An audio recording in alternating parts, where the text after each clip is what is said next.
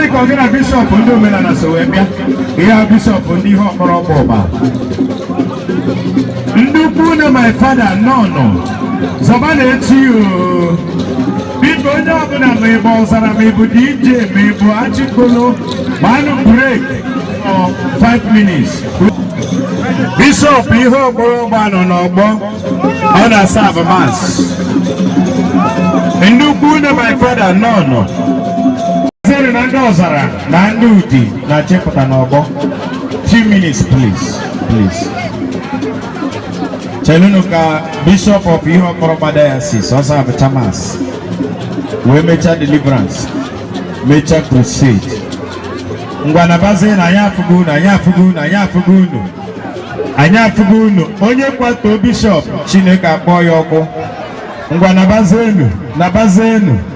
onye nwa anyị nọnyelu unu nọnyekwala mmụọ gị. Ọ dị ka ndị nka ihe a ga-asị ha abụọ ndị nwụrụ anwụ nọnyelu unu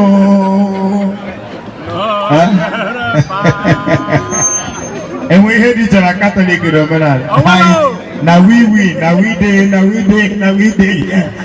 omenala na wide Chief Chukwu edokwa mma biko ndị ọgọ m